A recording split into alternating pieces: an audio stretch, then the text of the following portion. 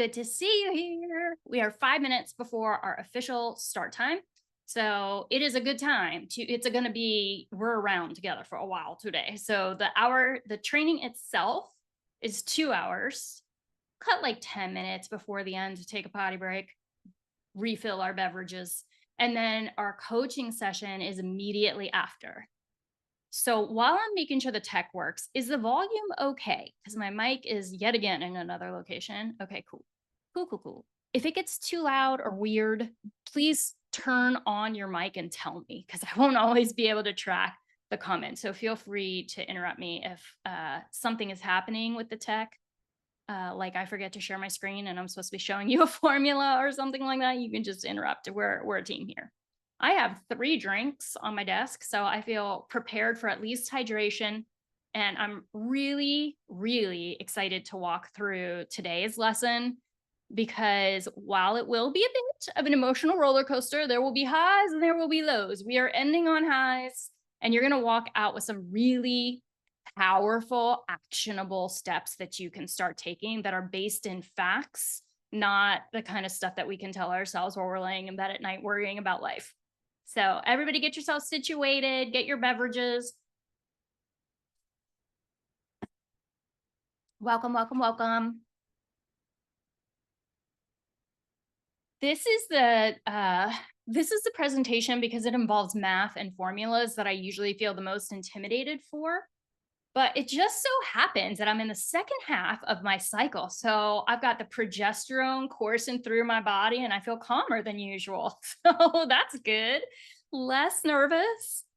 We'll see how that goes. I was talking to my own business coaches last night, and I just love these people. Like, there are a lot of things we don't agree on in life. You know, we have some different stances, but as human beings who want to do good things in the world, like, they feel that deep in their core. And so I was talking to them about how today's lesson is the most challenging of the lessons for me to present. And my coach says, I know what helps you with this. All you have to do is remember to stay in service. If you come with the intention to help people, you will be fine. And I hold on to that. I think that when we're going into therapy sessions, especially when you're new in the profession or when you first start charging high rates, you can feel a little bit intimidated and like, oh, I hope I do a good job. And we get into performance mode, which is no bueno. But if you go into that room just thinking, I'm going to help somebody feel known today, you're going to do an amazing job. So we're going to keep it simple. I'm going to turn on my do not disturb so that I don't start getting the group text. You know, any of you on like one of those group text threads and you're like, oh my gosh, this is only fun occasionally. All right. Welcome, everyone. I'm really glad that you're here. We have 2 minutes till we officially start. Oh, you're going to need a calculator today. So have your phone. If you have a calculator on that, or literally get a calculator, you're also going to want a scratch piece of paper and something to write with, because we're going to be doing some math together. What else might you need? I think that might be it. Yeah. A beverage, you know, your attention, that kind of stuff. Welcome. We've got your Show Up Live freebie, which is a badass freebie. It's a really good one. I had to have a friend help me to make it because it involves formulas and spreadsheets, and that is not my jam. But conceptually, I knew what I wanted, and she helped me to build it out for you. All right. So let's get to know each other a little bit. I want to know if you were here for day 1. So just write yes if you were here for day 1, no if you were not. You're not in any trouble. I just like to know things. I am nosy. Hey, Michelle. Oh, there you are. I see you. You're welcome.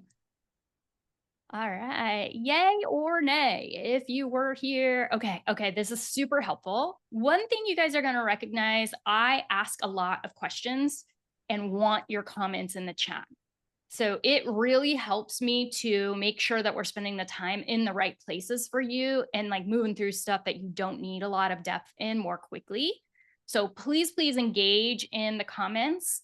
And you guys heard me speak to this last time if you were here. Please turn on your cameras if there's any possible way of you doing it and feeling remotely comfortable. It helps me so much to be able to see your face. You do not have to look cute.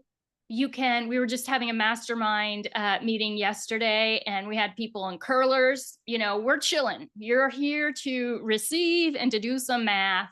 If you can show me your face, I super appreciate it. If you've got puppies or babies, we all like them too. The only real rule is like, don't take us into the bathroom. Nobody needs to be with you there. All right. Okay. Good to know, Virginia. Thank you for giving us that heads up. All right. We start right on time. It's good to see so many of you already here. I would love it if you could, 1, have your cameras on, 2, engage in the chat, 3, really important, have a calculator handy and a scrap piece of paper. We have 2 hours for the training and then 1 hour for live coaching after. So Carol Roberts is here. Hey, it's good to see your face. I love it. And I'm going to do like legit coaching. So it's a good time to show up with questions about how we apply the things we're talking about to your practice directly. Okay. So let's kick it off. Yeah, I'm going to try to fancy pants share my screen. We'll see if that works. Just so you have this heads up. We are going to have a little bit of an emotional roller coaster today. There will be times when you're feeling high on life and at the top, and there will be some times when you're like, oh crap. Oh no. That's okay. It's built in. We will end on a high note. It's a realistic high note. So just roll with me. If you feel a little anxious, we will be doing some co-regulation of our nervous system in the chat. So I'm going to be asking you regularly about how you're feeling. And it's fine to have the video off when you eat. You can also have it on. We don't care. But the more faces I see, the better I will do at my jobby job. All righty. We've talked about this. I literally have my notes on paper, like, the Gen Xer that I am. I was just sharing that earlier. All right. So you are in the right place, my friends. If you would like to earn more money, if you would like to work fewer hours, and at the same time, not be an asshat. So if you're the sort of person that's willing to be an asshat in order to make a lot of money and work very little, my methods are probably not going to be your favorite, though they will work. If you are the sort of person that feels very conflicted about charging higher rates, even though you know you want to, but when that person's in front of you in the room and they need you and you know you could help them and you have a hard time saying no or holding your rate, you're my people. I'm going to help you see how you can stay in alignment with your goals, in alignment with your values, while also hitting your goals. So this is what our journey is going to look like together. Last meeting, we did your dream practice reboot. So the goal was to get you back in touch with those dreams you had when you opened up a private practice to start with. So I'd like you to put in the chat, if this is your first time with me today, like you didn't come to day 1, but you're here for day 2, because it'll help me know how much to review. Or so yes, if you were here last time, no, if you were not. So go ahead, pop it in the chat. I'll keep talking because there's a little bit of a delay. The reason that I harped so hard on making sure that you're in touch with what you want your dream life to look like. So hours not working, hobby time, friends and family time, having time to sit and reflect, maybe do morning pages, like, the daily rhythms that would make you a happier, healthier human. If you are in touch with that, when you get into seasons where taking action towards your goals becomes hard, you can stay in momentum because you have that why right at the front of your mind. I don't know about you guys, but every single year I'm like, this is the year I'm going to get in the best shape of my life. And I mean it. And then about 4 to 6 weeks into taking action towards that goal, regular life gets in the way. And that goal kind of fades from my mind and I find myself, ordering an extra large pizza and then why not have some Twinkies and ho-hos and PS, I'm not going to work out for another 3 weeks, right? So we have to keep those goals front of mind, our why front of mind, in order to move with momentum through some of the harder seasons of marketing. Today is day 2. We are doing the money math. Too long didn't read version of this is you need more money than you think you need. We're going to get to the math for you to know that. Most of you have a sense of like, we just got a mic turned on. So check your mics, make sure they're off. When you, hold on, distracted by a good comment. Oh, okay, good. Congratulations on being able to be here. And we are thinking about you with your chemo. I occasionally get to touch base in the comments. So it is going to take work to do the marketing, and it's freaking worth it. And by the end of today, I want you to be able to see that it is not just that you want more in your life, but when we actually do the math, you're going to find that you need more. So my goal is really that you see that you need just 3 to 4 private pay clients in order to get your retirement paid for. Like that's when we do the math on that, your brains are going to be like, why are you making me do this? But then you're going to be happy, I promise. Then we're going to get into day 3 and 4, the marketing framework. So how do you, remember it's only 2 steps, how do you get found? So traffic getting to your website is largely what we're looking for here, or people who know you referring to you. Those are the kind of get founds. And then how do you get picked, which is just so you know ahead of time, that person feeling deeply known by you before you ever even meet. Okay, we're going to teach you exactly how to do that. I don't know who the we is. I guess I'm going to teach you. And then in the last day, because we're going to cover 3 different marketing methods to getting found, I'm going to give you a quiz so that you know which of those 3 ways, which are PS, baby SEO, baby, not paid for, baby SEO, content marketing, relationship marketing, real relationships. We're going to figure out by this quiz which one is your primary natural way to market. And then we're going to do a lot of that one and then support it with the other 2. So it's going to help you to know where to focus most of your time. I'm a strong believer in doing the minimum marketing necessary. So we want to make sure that you're spending as much of your time as possible doing the work that you love to do, not spinning your wheels on tasks that are not in your zone of genius. Okay. It's always surprising to me that there are so many people here who do not know me because I feel like I'm all over the internet all of the time. I introduced myself last time. Here's sort of the super summary on this slide because I don't want to repeat things for you. But something that I do want to make sure that you hear is that most of the people in this room, the people who tend to gravitate towards me, are people who are deeply good human beings. And they want to do good things in the world. Many of you, and let me know if this is you, tend to be rule followers. So like, you know, the path was told to us. You do this, you do this, you do this, and then life is going to be great. Particularly in like Gen X. What generation are y'all? PS, put it in the chat for me, please. What generation are you? We were sort of told that if you do all of these things, you end up having this great easy peasy life, right? Go to college, go to grad school, da da da da da. And if you're like me, you went to a crap ton of school and you went into debt while you were in graduate school.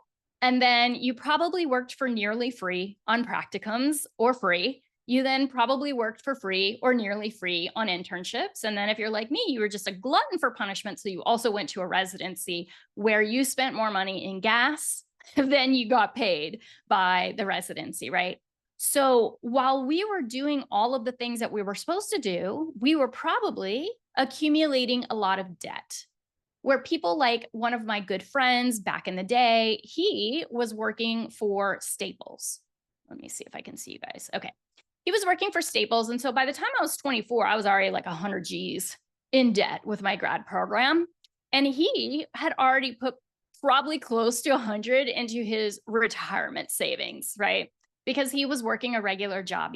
He was not following the path that we were told we needed to follow. So when I started looking at what I would have to put aside to retire, to actually own a home, to maybe one day pay off those student loans, the number was so incredibly scary that it shut me down. Let me get an amen in the chat if you are afraid to look at the actual numbers, your total student loans, the amount you'll pay if you just keep paying that minimum, the amount of your mortgage that you would have to pay to actually pay the damn thing off in 10 years, what your retirement needs to be. Okay. Anybody in the chat, give me a yes if you have met with a financial planner, if you know how much you need to retire, and you are paying into retirement every single month, that month or more. Give me a no if that's not true for you. Give me a yes if that is. And we're going to celebrate the crap out of you. Way to go, Sherry. Yes. Yes. Okay. Good. Good. So most of us are afraid to look at the numbers. We are going to look at them today, and you'll briefly feel afraid, and then you're going to be, oh my God, I can do it. I'm predicting the roller coaster for you, so it's not so scary. I just came to realize after doing all of the traditional stuff for all of those years that I had a choice. I could keep doing the things that people told me I was supposed to be doing, and maybe this dream life would eventually come my way magically, or I could make some decisions to make it happen. And I feel strongly, this is a value of mine, that you can be a good person. You can give generously. You can do the work that your soul was put on this planet to do without sacrificing so much of yourself. And I don't just believe that as a manifestation belief, but as a mathematical belief. I'll show you some of the math today. Yes. Okay. We've talked about why you have to be clear on your why. I have it on a Post-it note on my computer. Okay. I need to hear what your why is. What is making it worth it for you to give all of the time that you're giving to this free training series? And the more specific, the better. So if something like, I just want to live a better life, that's good. But what does that mean? Like, what specifically are you trying to make happen? Is your car going to die in the next 2 years and you want to make sure that you're able to afford to pay for a car outright, right? Financial freedom to pay off debt. Bring it to me. Is it that someone in your family is approaching that stage in life where they're either going to have to move in with you or they're going to go to have to an assisted living facility? And you know, one way or the other, you're going to have to give time, you're going to have to give money. Okay. Let's get super duper specific. I'll tell you a little story while we're doing this. I was doing my therapy work and I was feeling very proud of myself because I was charging my high fee rates and it was allowing me to see 20 to 25% of my caseload for free every single week, which felt amazing. But because I had not done the math before I offered all of that, when I had a family member need to go in assisted living and our family couldn't generate enough money to be able to pay for it, period, end of that sentence, I realized that I did not have enough money to also be able to help. So I was like, wait a minute, what is happening? I'm literally giving more generously to my clients than I am to my family. Something's not right here. But what was happening is that person was right in front of my face when we were doing that free consult and I was feeling for them. So I was like, yeah, we could slide your rate. Yeah, I could do that for free, right? But then when I had this right in front of me with a family member who was basically a second mom to me, I was unable to help the way that I wanted to help. Does that anybody relate to that kind of situation? Someone you know or love, maybe your dang self, needs something. And because you've been so generous with people in your practice, which is that's a good value, but we're slipping when we don't do the math. Okay. So North Star, what is your North Star? Kiddos going to college, you'd like to be able to help them. What's your North Star? The more specific, the more likely you will be able to hold it front of mind. Okay. Most of the time, those of you who are taking insurance are doing it because it feels easier than learning how to market. And the truth is that unless you're super scared of screwing up and getting in trouble like I am, insurance might feel easier in the short term. They send you clients, you send them a bill, than it is to learn an entirely different skill set like marketing. So having your why is going to keep you centered and being able to get past some of that inertia. Inertia is such a powerful thing. And the other piece that it saved you from is shiny object syndrome. Sometimes there's like a course here or a course there or coaching here or a new tech tool there. And I want to spend my time, energy, or money dealing with that thing when it's really not in alignment with my goals. So let me ask you in the chat, what are things that suck your time away from you doing the stuff you know you need to do to get closer to that North Star? What are your biggest distractions?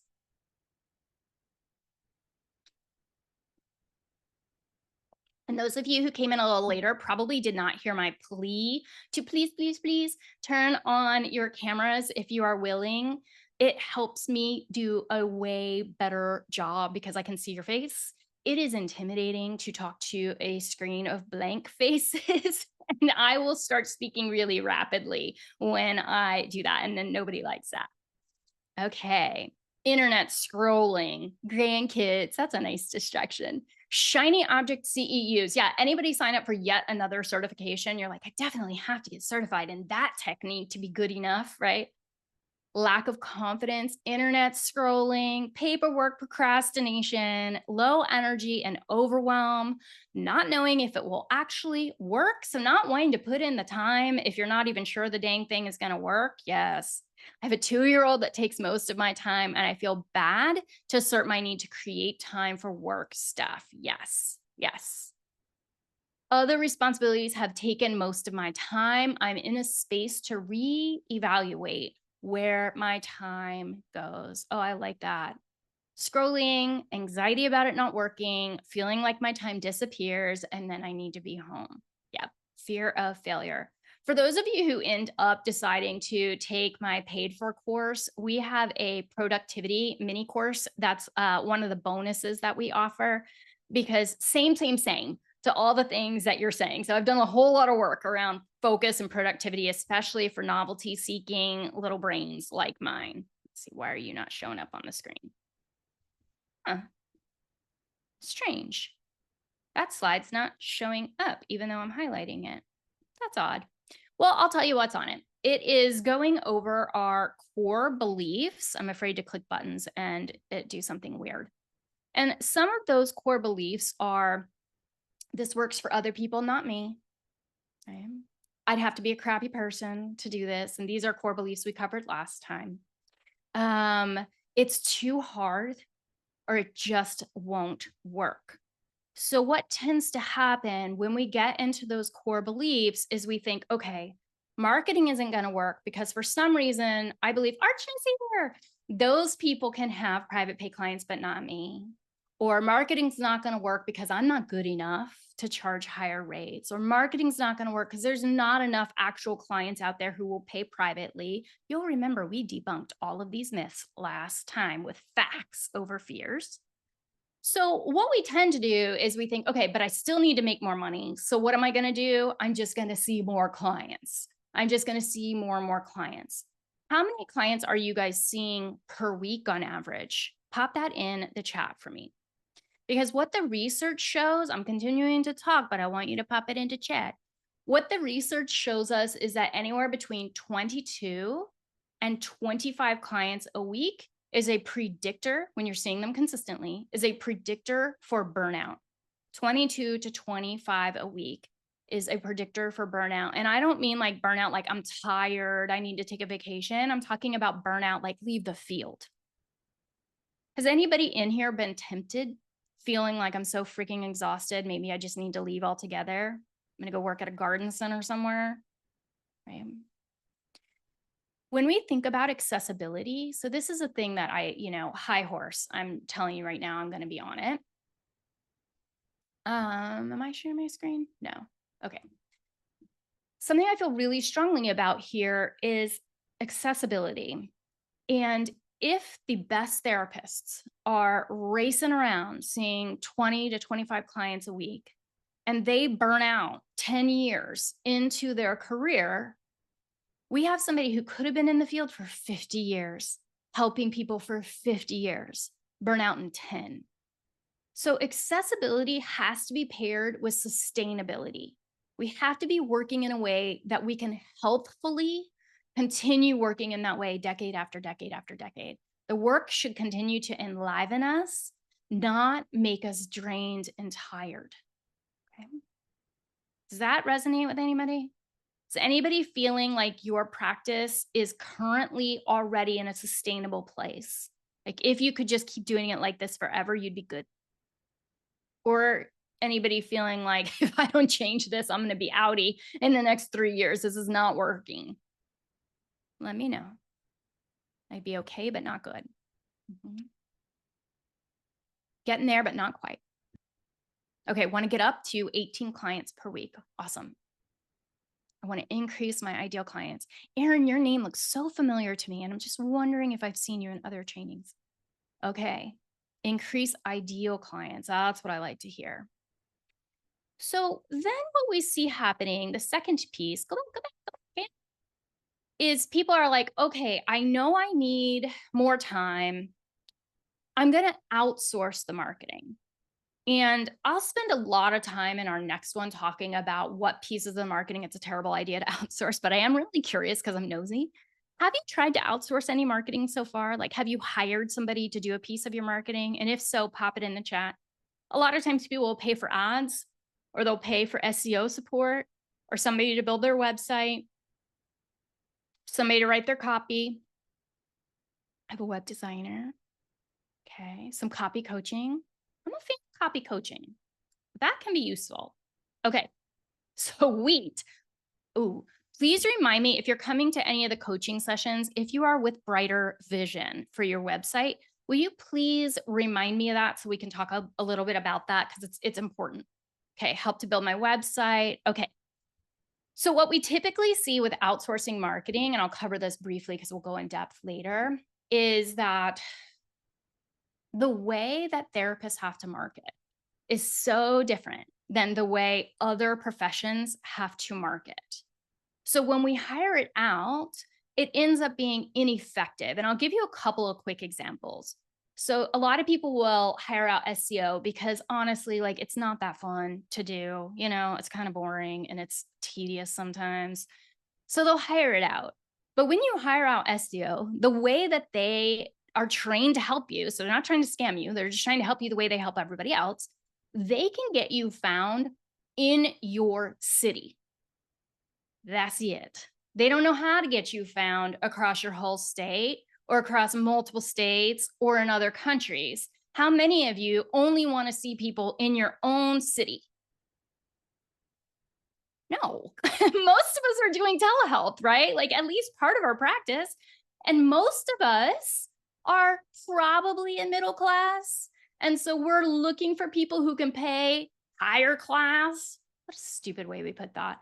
Higher fees, like higher SCS, which is not going to be in our local city. It's going to be somewhere else. So it does not help us to win at local search, which is what they're trained to do. I'm going to teach you ways to work around that yourself. So no stress. Or I did this, hired a website builder to build my website. And y'all, I spent a chunk of change. It was $5,000 because I'm not a website builder. I don't know how to do it. I hired somebody, she did a beautiful job. It was gorgeous. But what I did not know was that I was going to have to still write all the copy. Homegirl gave me a worksheet and I had to fill in all the copy. So I was like, what the heck? Okay. So I guess her job was build a pretty website and like get me found. And my job was get me picked. Okay. I didn't realize that when I gave you the $5,000, but okay. But then I found that that's not what they do. They build you a beautiful website, but they don't do any SEO work. So I paid $5,000 for a really beautiful website. I mean, it is gorgeous, but I didn't get found. And I mean, my copy was only so good because I had not had practice writing copy. So I was lucky I got picked. So hiring things out without understanding conceptually what your marketing has to do to work for you is a mistake. By the end of the series, you're going to be super clear on what your marketing has to do. So that if you want to hire out pieces, you'll know how to do it effectively and what to pay for it and what not to pay for. Okay, so I'm going to do this annoyingly multiple times. make sure that you have hope that this can work for you. So here's a little sneak peek of people who have worked the system. We've talked a lot about whys, so I tried to pull whys that I thought would resonate with you guys. This is Alicia Lindsay. You might actually follow her. She is a social media giant now. She has a full practice that was not done by social media, and she's home full time with that new little baby. So freaking cute. She was just 10 months in, and revenue is up every single month. Look at that little cutie patootie smiling. That just makes me so happy. Rebecca says, I got a happy problem. I meant to tell you this. So Alicia has had so much success. She was getting so many clients that she opened up a group practice. And now she fills up all of her group practice folks with clients as well. And now she's also teaching courses on the side. So she opened up so much free time for creativity and for scaling up her revenue because she filled early with 14 high-paying clients, and it opened up so much time and therefore opportunity for her. Okay, happy problem. I'm on the verge of having a wait list for my practice for the first time, all private pay. It can be done. And then she's asking for help to know how to do a wait list. And Brittany says here, in a step towards living my dream, yesterday was the last day that I held sessions on Sunday. Anybody else holding sessions on times or days when you really don't want to be doing sessions? It's pretty exciting, freeing feeling, and I imagine it will sink in more next Saturday because she won't be working that day. So I just want to show you over and over again that it is entirely possible. Here is our focus. Today, I want you to plan how to earn more while seeing fewer clients. We're going to go through some formulas. I want to help you to develop a realistic session fee that's way higher than you expect it to be to fund in time, energy, and money your dream life. We're going to do math that makes this future look and be possible. And we're going to make sure that it's all grounded in ethics and values aligned marketing. So we're not doing any shady shit. This is so strange. Let me get out of this mode because it's not letting me show you the screen that I want to show you. So let me unshare, stop share. I'm going to go in a different mode. Oh, I didn't mean to do that. All right. Let's do it this way. All right, presenter mode. Present. Full. And now let's share.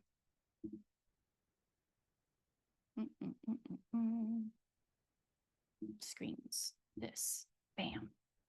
All right. So step one in our outline for today. You're gonna find, oh yeah, Bev, I did not send that out yet. Bev is asking for the code for the Barry's note taker.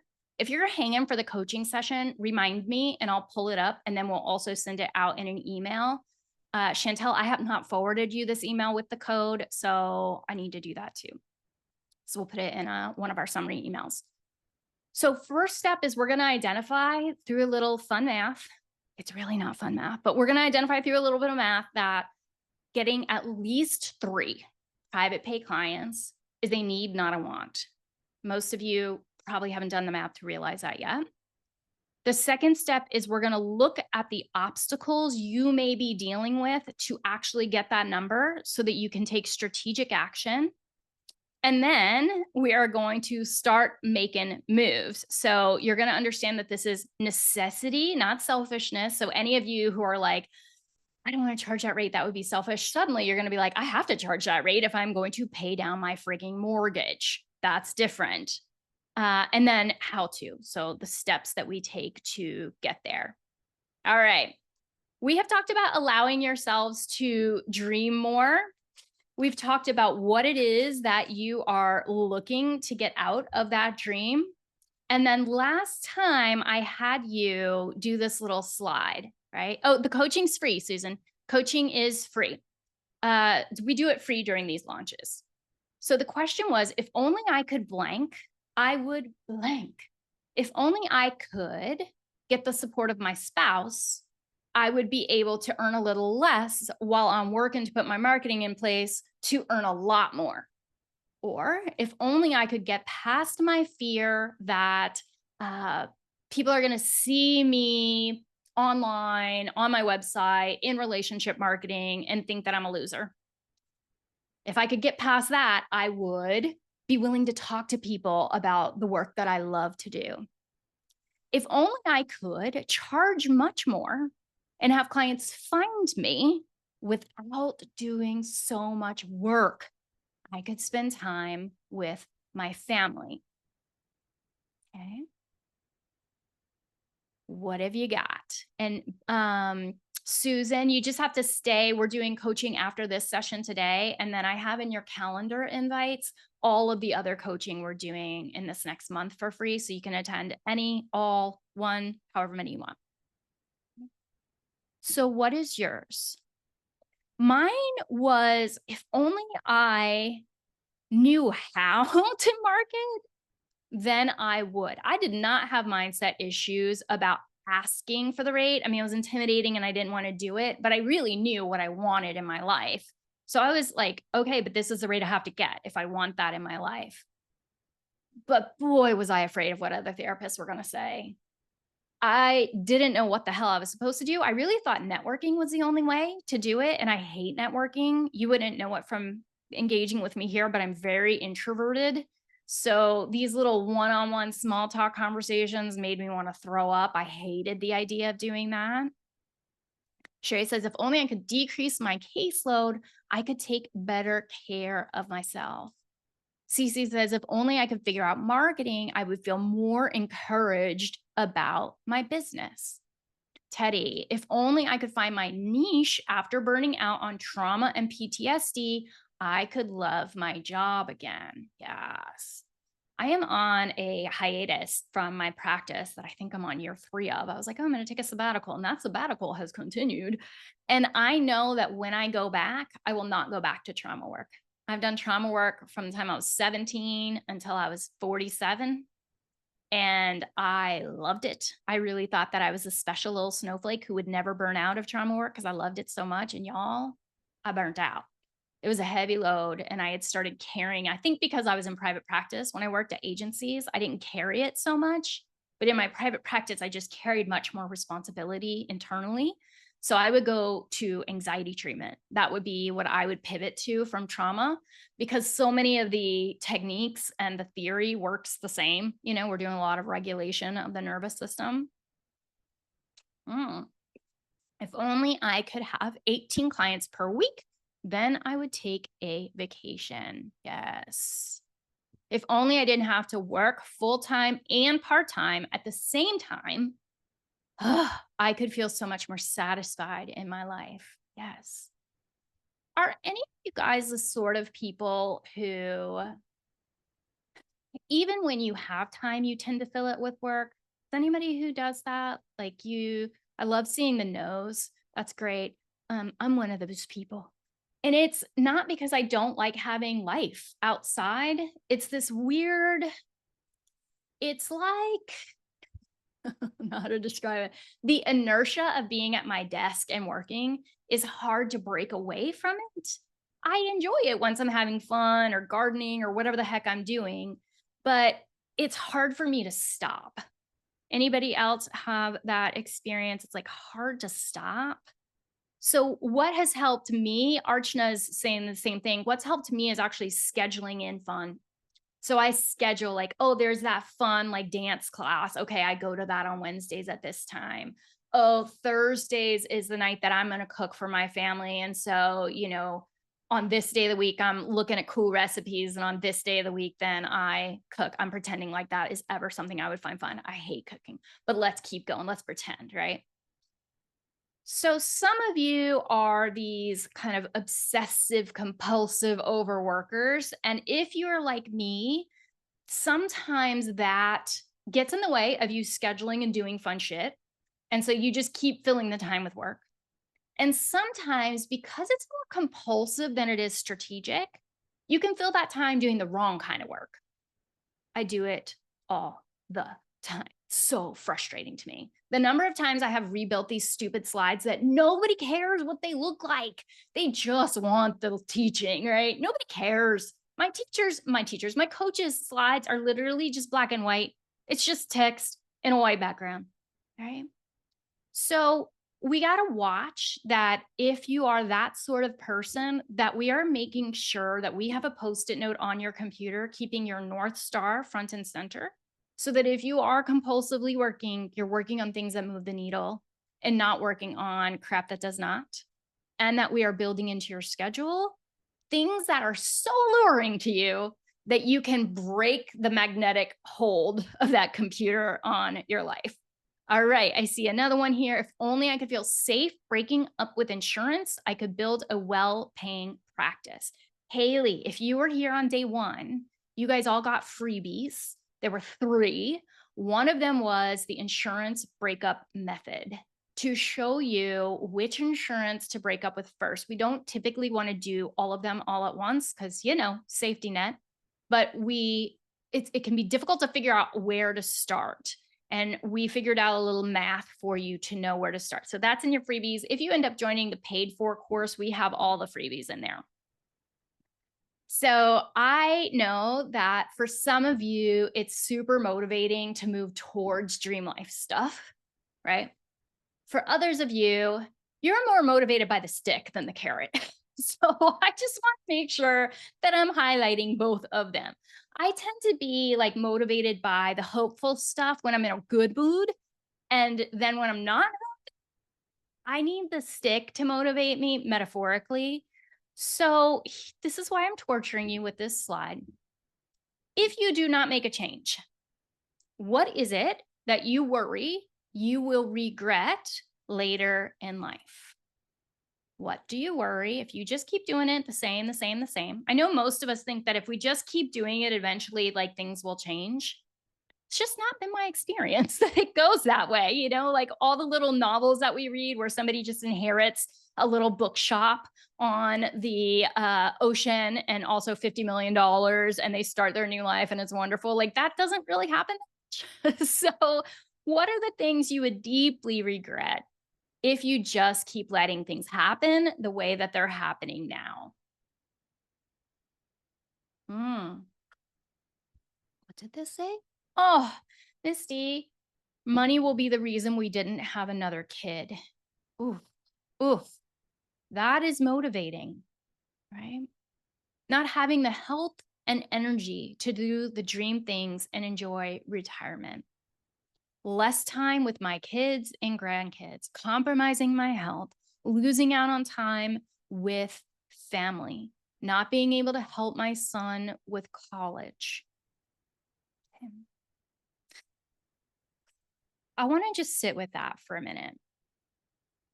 I want you to just sit with those feelings of what might be lost if you don't find a way to make some sort of change.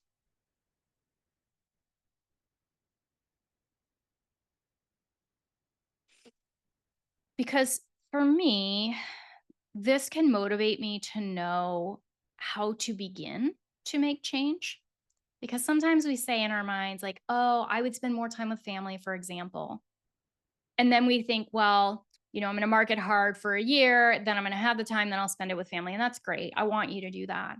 But I also think that there are micro steps we can take right now, today, in the life we currently have that move us a little closer to that goal.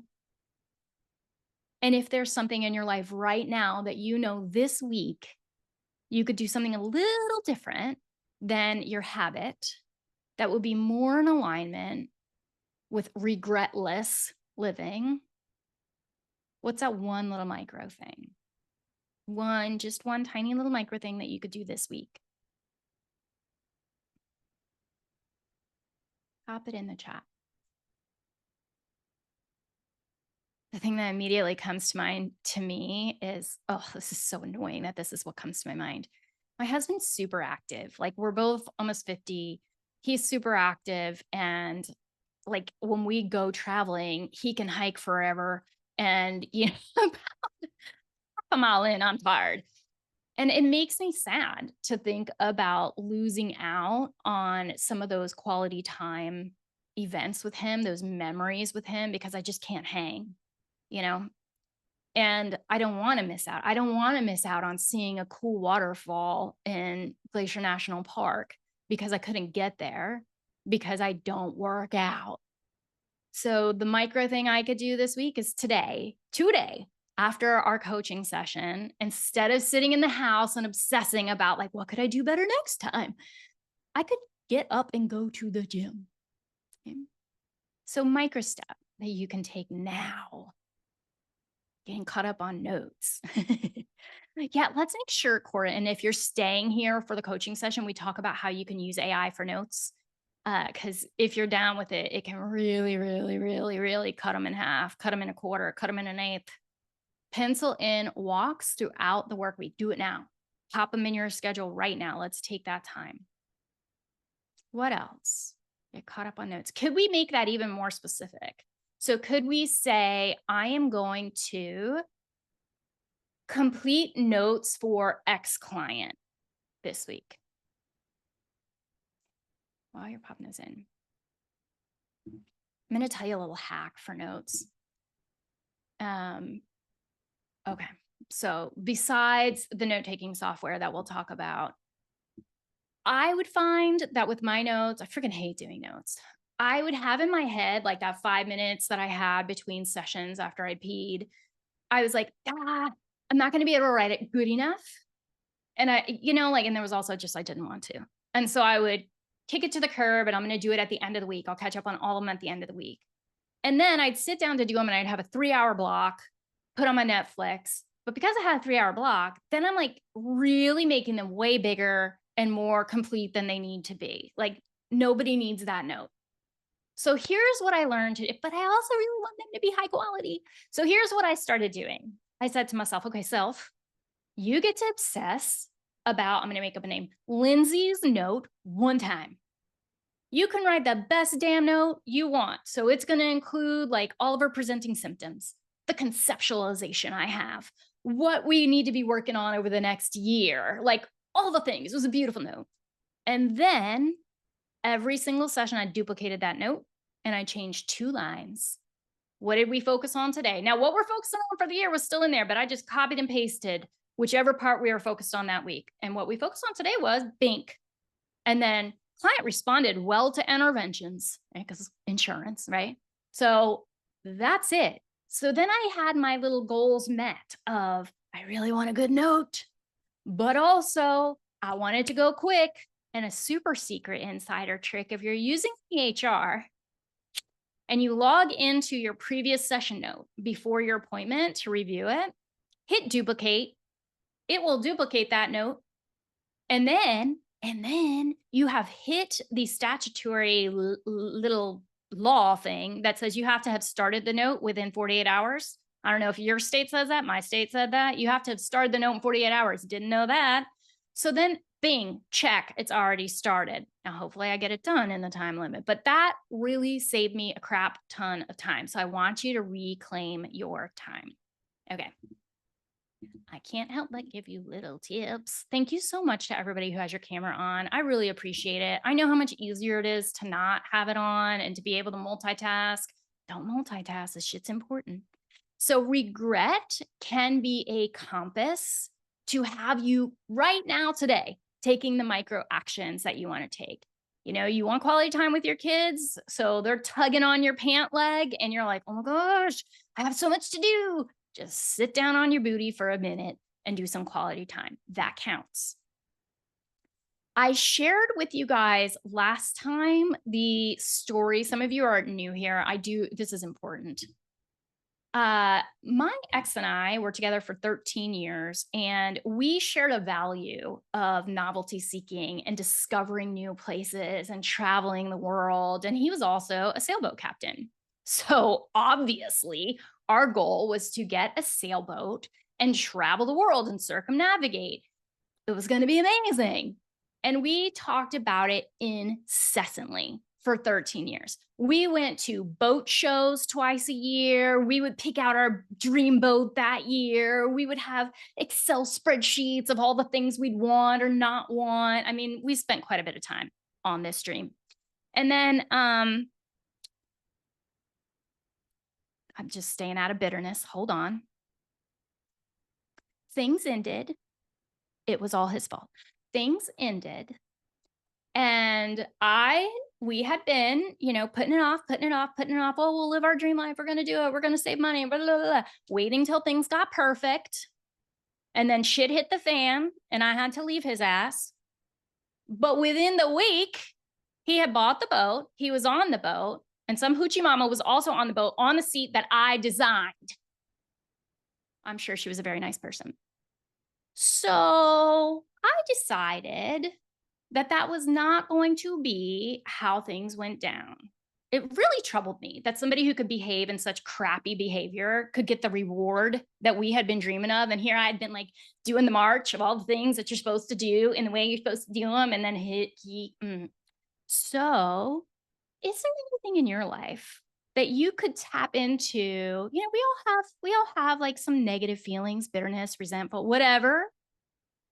But is there anything in that could pull up a little titanium core strength of stubbornness for you? Is there anybody that, I know it's not the healthiest thing, but we're using what we need to leverage here? Is there anybody that you just need to, hit your goals for just so they know? Or just so you know? Is there any little piece of titanium that y'all, I was just vulnerable. Feel free to share yours. Is there anything that you can leverage from your life that will help you? You remember how in grad school, they used to say things like, you don't go into this field to make money, right? You'll never be successful in private practice. Anybody that you just want to give the middle finger of success to, you could just name them. You could give them a code name. Pop in the chat. Any code names? I will regret later I called her a hoochie mama. That was not her fault. That was his fault. Okay. So money is just a tool. It does not make you good or bad. And it is the way that we are able to create freedom. The reality is we live in a capitalist society. I would rather leverage how to work in that society than spend my time bemoaning that I'm in one. I'm still in this state, this country. And so how am I going to work the system so that me and my family and the people who align with values I feel are important are supported? Okay. It creates opportunity for freedom. And freedom is simply the right or the opportunity to do what you want. So what do you want? Okay. Are you ready to talk about how to freaking get there? Okay. This is fun. All right. So how many of you, let's pop in the comments, are you at like an agency job right now where you get paid a salary? Versus how many of you are in some kind of private practice, whether you're working for somebody else as a contractor or you're working for yourself. So if you're in salary, let me know. Agency, private practice. Okay. A lot of private practice. Those of you who are in private practice, what is it that's making you want to be here? Is it just that you're ready to move to all private pay, some private pay? You have private pay, but it's not paying enough. You are getting the rate you want, but you don't have enough clients. What's the sitch? Ready to make one on earth, working smarter.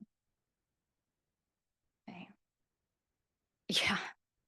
Okay. I'm looking to all private pay, need more clients, not enough clients. Okay. PS, you guys are going to get an email sequence that is a 10-day challenge that gives you a tip a day to get clients fast. So it's not really a marketing strategy. It's just like hacks to get clients in the door right now. So if you're feeling a little like trapped around the money stuff, we want to get you out of that. Okay. So what I'm going to do first then is I'm going to go through how to figure out what you need to be making, how many clients you need to have, and what fee you need to be earning for people in agency. And then we'll do it for private pay. So we cover both private practice. So we cover both sides. All right. As you guys know, I left the University Counseling Center to do telehealth private pay. I didn't choose private pay because I was particularly wise at marketing. I chose it because I was terrified of messing up insurance and getting in trouble, which worked out okay. But that was that was genuinely what was happening. I was just afraid that I would get audited and in trouble and, OCPD stuff. So I knew I was earning 85,000 a year at that job plus benefits. And at the time, that was really good pay. At least it was to me. So 85K plus benefits. And in case you don't know, if you're working for an agency, your benefits package is somewhere between 15% of your salary to 30%. And I had a great job. So I knew my benefits package was probably in the upper side, the 30%. So I did the math to find out, like, okay, how much am I legit making through this company? I didn't do taxes, so don't worry about that yet. Don't make it complicated.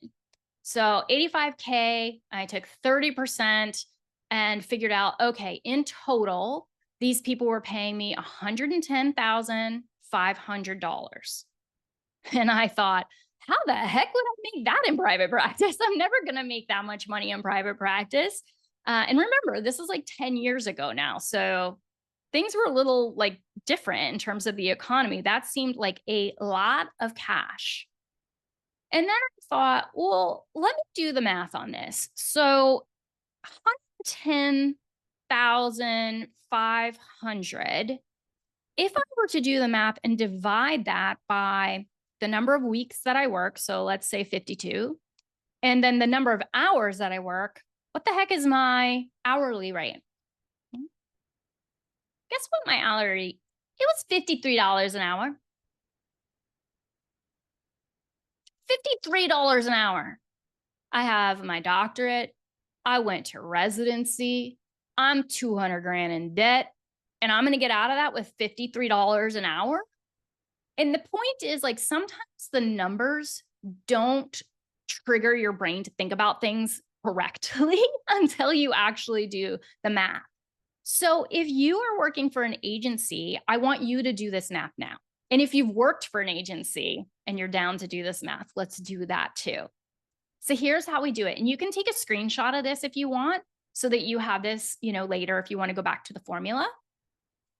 So we're going to take your yearly salary. That's step one. We'll go slow.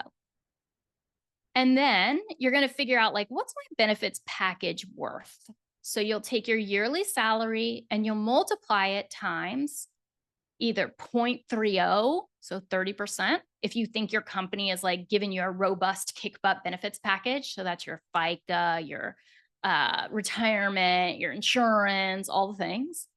If you think they're kind of crappy, then you'll do your salary times 0.15 or 15%. I'm going to pause.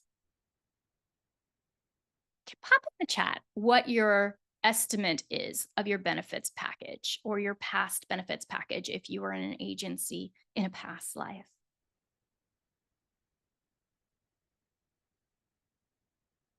These questions give me an opportunity to take a drink.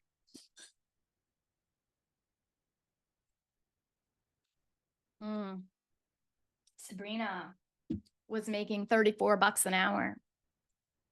I was just in Colorado recently, and they're, like everywhere else, they're having trouble hiring people for jobs. There's not enough people to work.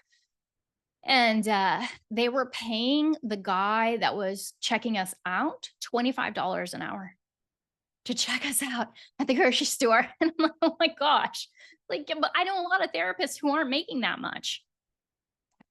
Good.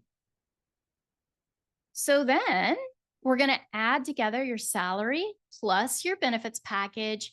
And we know we want to at least be able to clear this number in your private pay, because probably in your private pay, private practice, you're doing okay with that salary. I was doing okay with my salary. So I knew if I could just make this much, I would be all right. Then we're going to divide it. Oh, $18 an hour. Oh, that's painful.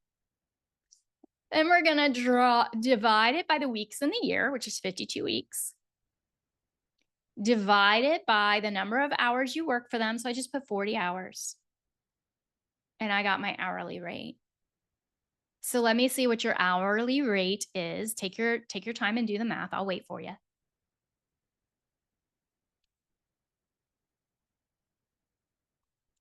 In these stats, Bev, we have included insurance because it's in the benefits package. 24 an hour, 65 an hour. Keep it coming. See where you're at.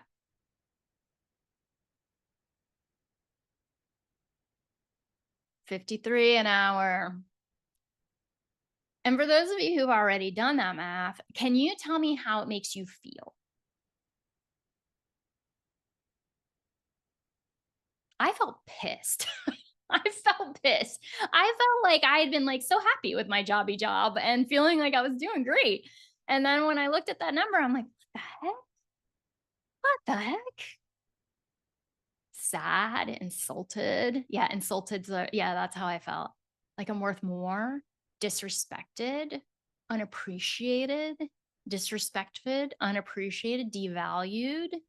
Yeah. $48 an hour, 38 an hour. 55 an hour, and only got paid when I was in session. So notes and meetings were unpaid. That is some BS. Ooh. Okay. Ooh, that pisses me off. So I also felt those things. I was angry. I felt kind of betrayed. I definitely felt insulted because I thought that there's no way for me to get ahead in this situation. Like I felt trapped.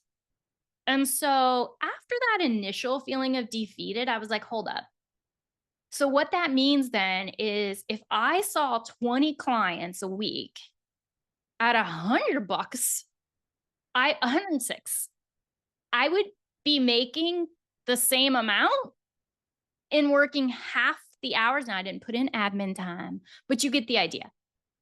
I could do 20 hours of therapy a week at 106, and I felt pretty damn confident I could get $106 for sessions, especially because my friends were charging like 200 in their private practice. That made me feel extremely hopeful. So for those of you who've done the math on your hourly and you're working 40 hours a week, just double it for a minute, just play. If you work 20 hours a week, and like I'm looking at Teddy, so let's just call that $50. So if you could do 20 hours a week of people paying $100 in session, you have more than cleared, not just your salary, but your benefits package. Friend, we can get you $100 an hour clients. That's not going to be difficult. So let's go here. Anybody down? Half the work, same pay? Yes, that sounds good to me. So let's look at sorry, this is not the right slide. I went the wrong way. Private practice, folks. Your turn. Now, I want you to think hard here. I want you to put in the chat how many clients you typically see a week. If you don't have a typical number, we need to talk in the coaching sessions. So make sure you bring that. But on average, how many clients are you seeing a week? 43. Oh, I feel exhausted. Okay. Now we're going to take all the money you make across all those clients in a week. So on average, how much are you making a week? I'm doing this on purpose because most of you aren't charging the same rate across every single client, or most of you aren't getting reimbursed the same amount by insurance for every single client. So what I want to get at is our average reimbursement across all clients. So when you add up your typical week of clients, how much are you getting paid? Don't worry about taxes yet. Just how much are you getting paid? So if I saw 20 clients a week at $100 a session, is that right? Let's pretend that I did math right, okay? It will work out. So Sabrina's at 1,300 a week, roughly 1,600 a week. Good. Okay. And divide that number by the number of clients you saw that week. So for example, if you made 2,000 in a week and you saw 20 clients, the math on that is you're charging about $100 for each client when we just average it out. So I want to see what your average reimbursement is across each of your clients. So Tanner, 1,200 divided by 15. Okay, so Tanner, you're at like 80 per client. Okay. Average 110, 130. Did I see five? Oh, I thought I saw 500. Okay, good. 110, average 130. This is important. Does that number feel sustainable to you? Like, could you make it and be kind of comfortable with that number? Or does it need to be higher? Or could it be lower? Okay. Saying no, no, no, no, no, no, no. Okay, it needs to be higher. The reason that I wanted you to do it this way is most of us will put a fee on our website, right? So we'll say like, oh, my fee is 150 or whatever. And then you do the math. You're like, okay, so if I saw 20 clients at 150, I'd be making this much. But we end up not actually holding that fee. So your average reimbursement per client is different than the fee you have on your website. I'm going to give you a really practical example of why this matters. I had a business coach when I was first starting out. I've always had a business coach, and she was EVD Consulting. She was awesome. And I was like, I got to get paid more per hour. Initially, I was like, I just need clients. And then I was like, okay, I need to get paid more per hour. And so she was on me because in every free consult, I would always slide the scale before anybody asked because I just felt so uncomfortable. I'd be like, my rate's 200, but I can go lower, just like right away. And so she was like, listen, the next person that calls, you cannot say you go lower. Like, I just want you to practice not saying anything. It was so hard, but it worked. And I got 3 clients in a row at my full fee, just keeping my dang mouth shut after I said the rate and when, we were going to schedule. Let me give you a little pro tip in case you don't hear this later. So the way that I do the free consult, there's a whole mini course on how to do it well. It's very different than you would do for insurance clients. So we can talk about it in the coaching call, but it's really, really different. By the end of it, all I'm doing is looking for fit the whole way through. And by the end, we're both feeling it, right? And I'm like, ooh, this is a good clinical fit. And they're like, ooh, yeah, this is a good clinical fit. And so then I'll say, so clearly it seems like we're a good fit. Let's just see now if we're a match in some of the practical ways. So the way that this works is I'll do a full intake for you. That's going to be 90-ish minutes. And the fee for that is $300. And then after that, we're going to meet weekly for 50 minutes. And we'll pick a day and a time, and that is yours. It belongs to you. We'll do the same day and time every week. Way down the road, we may decide that you want to do every other week so you can really be putting into practice what we're doing in sessions, but we'll make that decision together. So the fee for the 50-minute sessions is, what is happening? 200. I think somebody's mic just came on. And the first time I have available to do that intake is going to be on Monday at 2. Does that work for you? So say your dang fee, make sure you're saying your fee, but don't say it with a question mark behind it. The question is, does this day and time work for you? Okay. They might come back and be like, oh girl, that rate is way too high. I am reverbing. It's Lisa's. Let me turn that off. There we go. They might say like, whoa, that's too high. Or, oh, I thought you took insurance. And then we can talk about that in our coaching session with what to do with that. But I'm telling you, if you just do that, you're going to get 30% more clients. I made that number up, but you're going to get more clients. Okay. All right. Where the hell were we? Ha, here it is. So the other thing that my coach did that was so useful, in addition to telling me stop sliding your dang fee, you just have to get into the practice of not doing that. I was bragging to her. And I was like, I've got 3 clients at $200. I'm doing so well. And she's like, good, good. That's great. That's great. What's your average reimbursement across all your clients? Why are you asking me that? And so when we did that, my average reimbursement was like, $79 or something, because I had slid my feet all over the place. So what she taught me in that moment is, if you want your average reimbursement to be $200 a session and you slide your scale down to 100 for somebody else has to pay 300. Because what we're not going to do is subsidize your sliding scale spots from your mortgage, your insurance, your kids' college. Stop it. A business subsidizes those spots, not your bills. So if you want to be able to slide your fees, and we have a whole calculator to show you how to do this, it's inside the marketing intensive. Like, if you want to be able to slide 3 people down to $100, you're going to see how much you have to be charging across everybody else and publicize that rate so that you are not paying for that.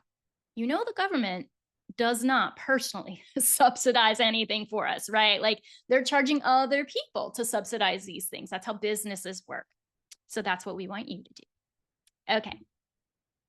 So right now you're like, hell yeah, this sounds good. I want to do it. But if you lay in bed tonight, your next thought is like, but maybe not me. So I want to go ahead and get that out of your head right now by asking you to tell me why you think other people are being able to charge these high rates. Why are they being able to do it? So, you'll probably hear in a lot of the Facebook groups, like Audrey Schoen, who I never know how to say her last name, but Audrey, I'm sure you've seen her online. She charges $350 an hour, right? Why can she do that? How do you make sense out of the fact that there are people who are doing it? I want to hear it. Great point. They ask. That's one of the reasons. They work in higher SES areas. Okay. Marketing and confidence. They know their value. They have confidence in what they offer. What else? What do you tell yourself about why they're able to do it? They can find clients willing and able, confidence. Ooh, Tanner. I still have an associate's license, so people tell me I can't charge more. But that's people paying your bills. I bet you they're not. Huh? Why? Keep it coming, because if we don't do the mindset work, it doesn't matter how many practical tips I give you, you're not going to implement them. So we got to work through it. Feels like they're an expert in their niche, maybe because they're a psychologist or a doctor, not a master's level clinician. My self-doubt says they have more value than myself as a clinician. More qualified, more efficient, more value, more results. I struggle to feel expert enough to charge more. She had a cushion so she could leap. Oh, that's so good, Misty. I'm a beginner and it wouldn't be fair to charge more. Niche patients make more money. The riches are in the niches, but we're going to talk about how to work around that. Okay. Confident, the experts. All right. Let's beat this down. All right. Have you ever, I hope most of you say yes, but we'll work through it if not. Have you ever worked with a client, just one, where you felt so in flow when you worked with them, so aligned? It almost felt like you had a psychic connection, like you knew what they were going to say. You knew how they were feeling. You knew that what you were going to say was going to land. Like, you probably didn't even need to talk. You guys were just in the freaking zone. Have you ever, please put it in the chat, had an experience like that? It could be a client, it could be a session. Okay. Yes. Yeah. If your answer is yes to that question, you can charge premium private pay rates. Because your degree does not matter. Your years of experience does not matter. What matters is that you can find those people with whom you are naturally in that flow state. People will pay to be in the room with a flow state soul connection therapist. So let's do let me check the time, because now I want to play with this for a second. Yeah, we're in it. We got time. What was it about that person, about you, about the connection between the two of you that you think was pulling up that flow state? Was it that you were them 5 years ago? Was it that like that was just like an incredibly good match? And if so, what was it about the match? What was happening like that brought that vibe to the room? Okay, they were really ready and open to do the work. And Laura, what kind of work? Because somebody can come ready and open to do the work, but if it's not the kind of work that I'm really good at or the personality that I'm really vibing with, not going to happen. So, what are the things? Yeah, Haley says, "This is me." They drop F bombs, understood universal energy. Write that down somewhere off screen too, Sherry, because we're going to use that. Yes. What was it? Mine tend to be like very smart. They can kind of lean towards intellectualization, but they like to go deep, but they just kind of need some help to get there. Similar values. I listened to what they were saying and not saying. Dr. Tia, when you said I knew their thoughts and feelings and could communicate to them in a way that I know they got it and they knew I got them, what kinds of feelings and thoughts? We're slipping into our copywriting PS, by the way, and our ideal client work, our flow client work. Personal past experience that I had worked through so I could hold the space. There is a particular personality. We're not talking niche. We're talking a personality fit that you can just feel it. I want you to really be thinking between now and our next session about what was it about that person? Or did we laugh at some dark humor together? Like what was it? What were some of the things I noticed with them? Because all we have to do is get clear on what it was with that person. And then we're going to go find them out in the world. And we're going to put copy in front of them that shows them that you get them deeply. And they're going to sign up with you. I can't remember if I told you guys this, but yeah, I think I did. I was looking for a therapist. I found a therapist. She took insurance. She had every freaking credential after her name in like every credential. She was very good at her job. She was not connected to me. And she was seeing a crap ton of clients. So how could she possibly have been? Like there's no way she could see 40 clients a week and still feel and know me. So she could give me the right techniques. And I was paying a $20 copay. So I was kind of like, that's okay. But eventually I'm like, I'm spending all this time going to this lady and I'm not making enough progress. It's not about the cost. It was about the time. And I knew when I read the website of my eventual therapist that even though he costs a lot more, I was going to make gains and deeper gains way faster because I could tell he was going to get me. It's not about fancy techniques. It's about being in the room with somebody who can deeply get you. So the more we know about that person and about you, the better we're going to be able to find them. Okay. They like visuals like charts, maps that encapsulate concepts. I love Anna. That's good work because we can put those on your freaking website. Open to using humming, feet in the grass, mindfulness. Please copy and paste these somewhere, you guys. This is the stuff we're going to need when we do our copywriting. Yes, yes, yes. And I'm seeing Denise, where you said, I have business background and work with many professionals and small business owners. I know many of their issues.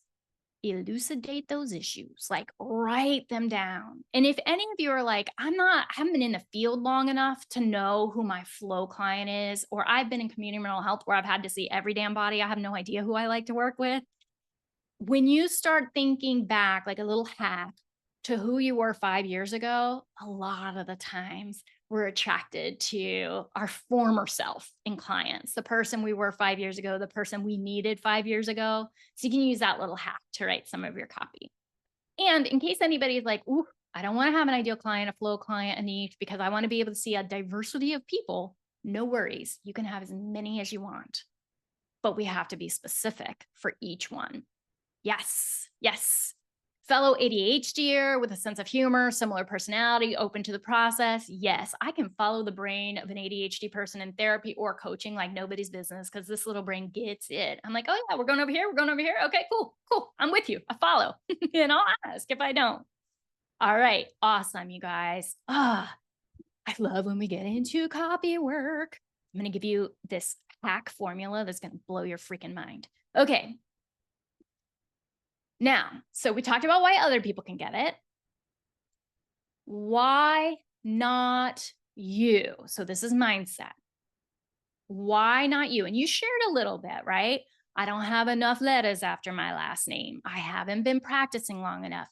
You guys, sometimes I feel like I was a better therapist when I was an intern because I was just like so in it, and you had all these supervisors helping you. I really feel like when you know your flow client, you were probably pretty damn good at helping them when you were 15, before you had any training, right? Because they're your person. They're the people that you naturally, intuitively get. Okay, sorry, I got off track. So why can't you get paid higher rates? Ooh, Joe, this is good. Many of my flow clients don't have the income for higher rates. Now that's valid. And that means we just might have to look harder. Who are your people? Pop that in the chat.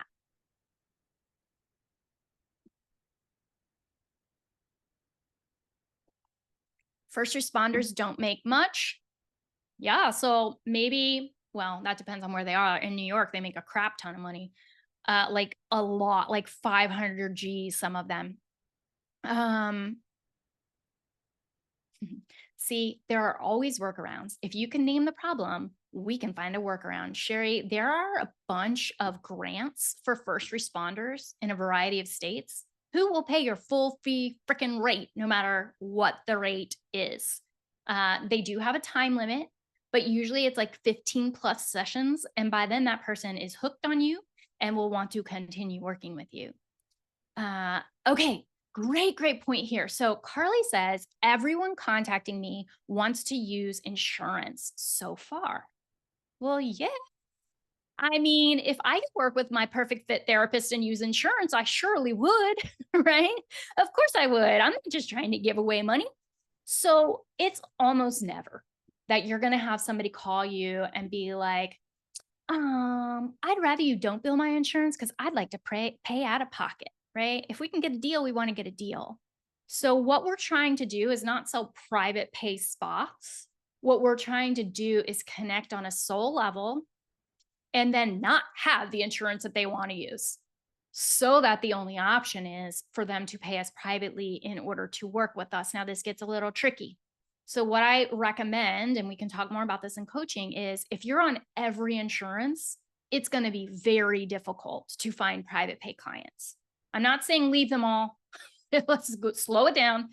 But we do need to have a limited number of insurances that we take if we're going to fill private pay spots, because really it's going to come down to, I love you and I want to work with you, but you don't take my insurance. I'll just pay for it.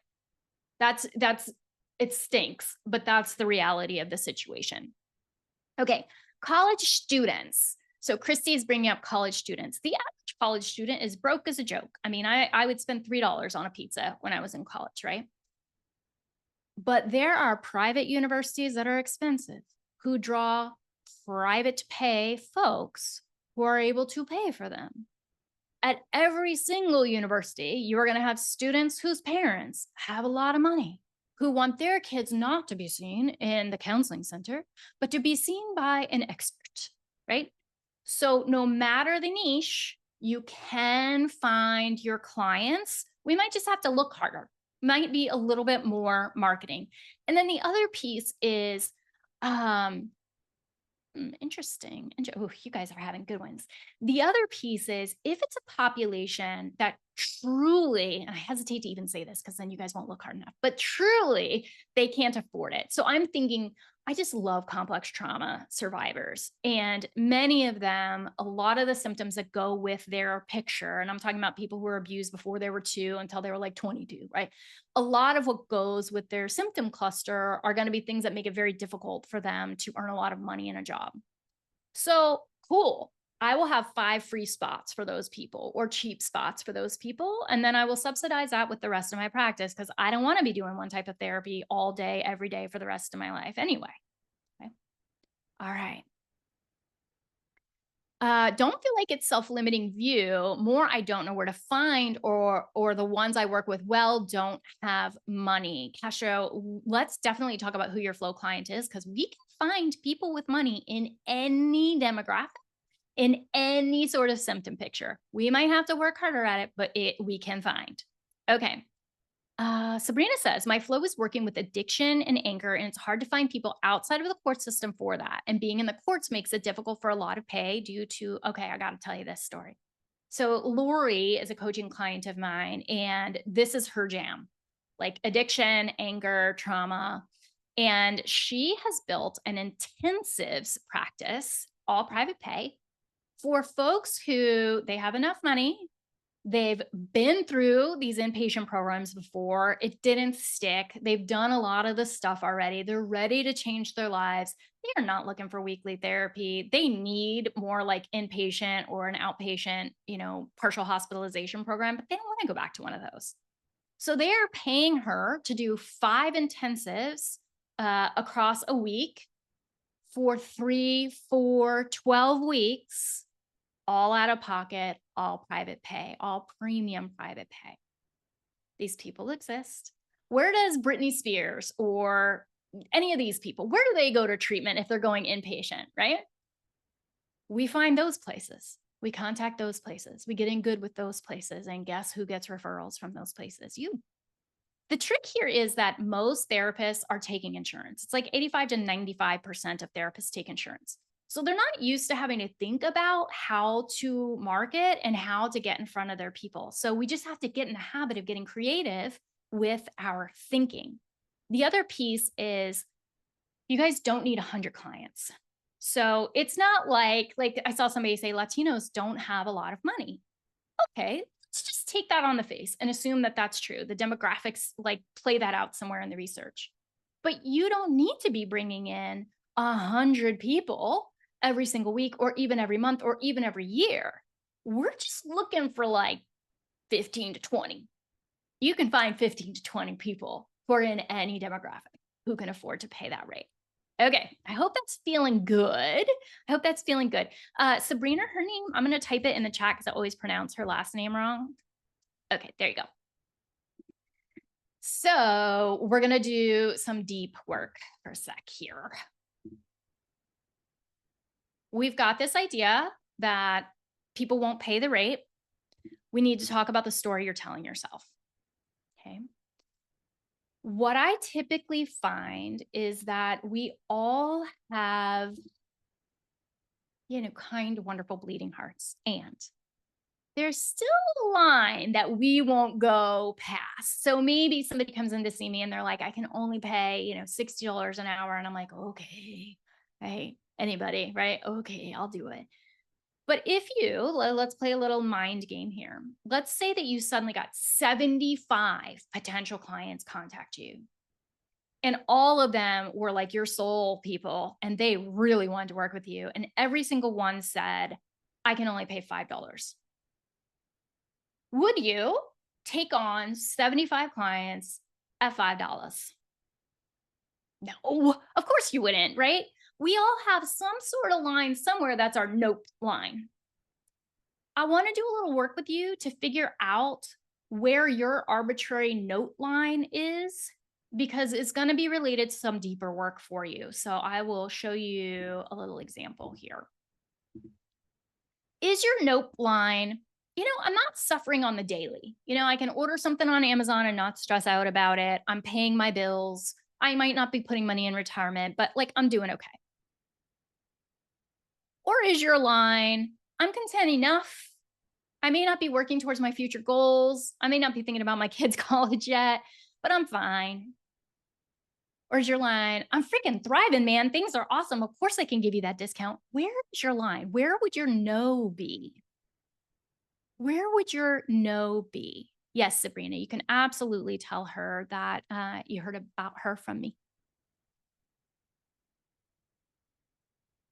That I'm content enough. Yeah, I am content enough. Sometimes I get in that place and because I would do this shit for free if I could. Like, I really enjoy it. And it's easy for me to slide my coaching and my courses down. And then when I think about how unhappy my husband might be with his job, or the fact that my dad is sort of stuck in his career and can't get out, then it's other people's suffering that are close to me that starts to get to be a line for me. Yeah. I'm thriving financially, but not in energy. Yeah, that makes sense. That makes sense. So where's your line where you're like, yeah, that's where I stop.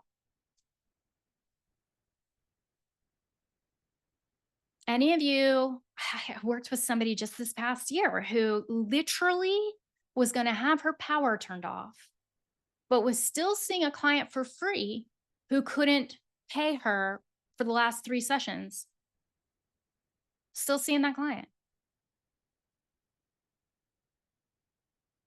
If she had used that time instead, she could have been marketing. I won't take a client for under 130.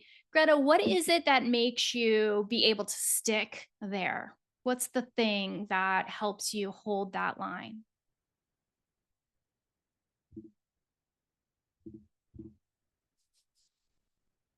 Most of us have learned to put others ahead of ourselves.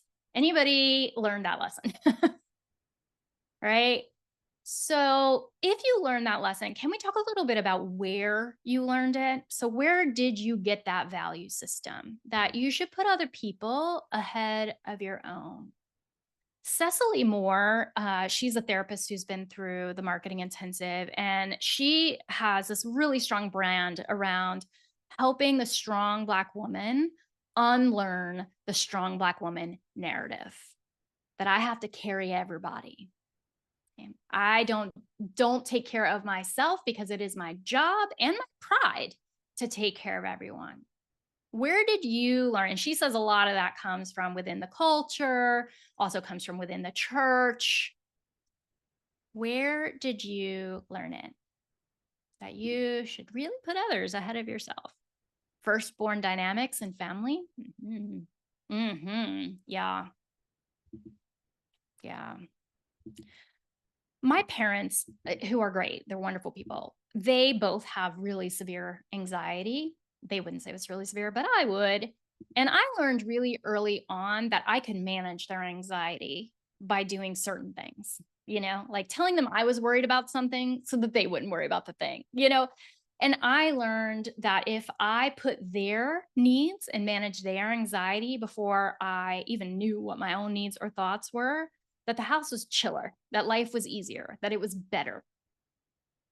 Fast forward to this day when sometimes I still have to be like, give me an hour to think about how I feel about that before I make a decision about yes or no, right? Right. So we learn this, and I find that it's kind of hard to separate out because I do believe I want to be a good person. So where's the line between being a good, generous, giving human and giving too much? If your kid were here right now, if you had a young adult child, where would you tell them that that line was?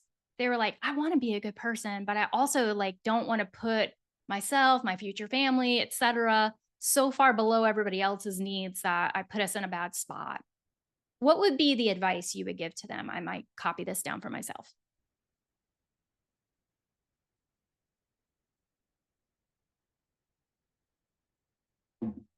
It's okay if you don't have it figured out. Somebody else in the chat might.